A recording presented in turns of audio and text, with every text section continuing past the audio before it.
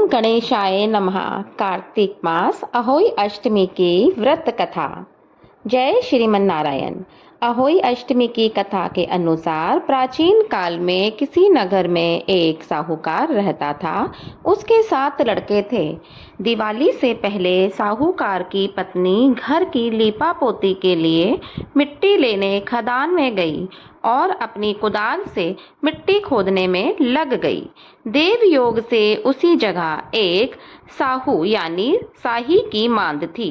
अनजाने में उस स्त्री के हाथ से कुदाल साही के बच्चों को लग गई और उस बच्चे की मृत्यु हो गई। अपने हाथ से हुए इस पाप के कारण साहूकार की पत्नी को बहुत दुख हुआ, परंतु अब वो क्या कर सकती थी। इसीलिए वह शोकाकुल पश्चाताप करती हुई अपने घर को लौट आई।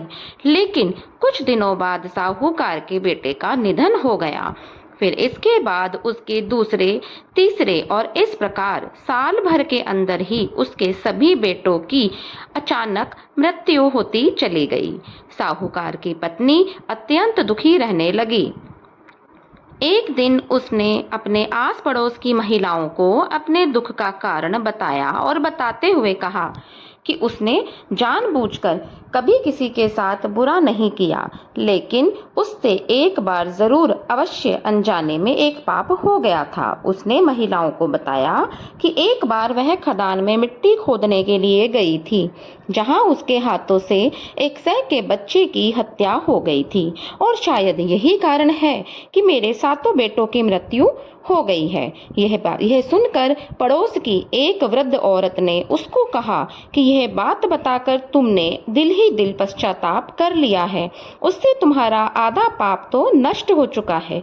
अब तुम एक काम करो कि उसी अष्टमी तिथि को भगवती माता की शरण लेकर सह और सह के बच्चों का चित्र बनाकर उनकी पूजा अर्चना करो और साथ में क्षमा याचना करो। ईश्वर की कृपा से तुम्हारा ये पाप जरूर धुल जाएगा। साहूकार की पत्नी ने ठीक वैसा ही किया। उसने हर साल कार्तिक कृष्ण पक्ष की अष्टमी तिथि को नियमित रूप से उपवास रख विधि विधान पूजन किया। तत्पश्चात उसे 7 पुत्र रत्नों की प्राप्ति हुई। कहते हैं तभी से अहोई व्रत रखने की परंपरा शुरू हो गई है। बोलो अहोई माता की जय।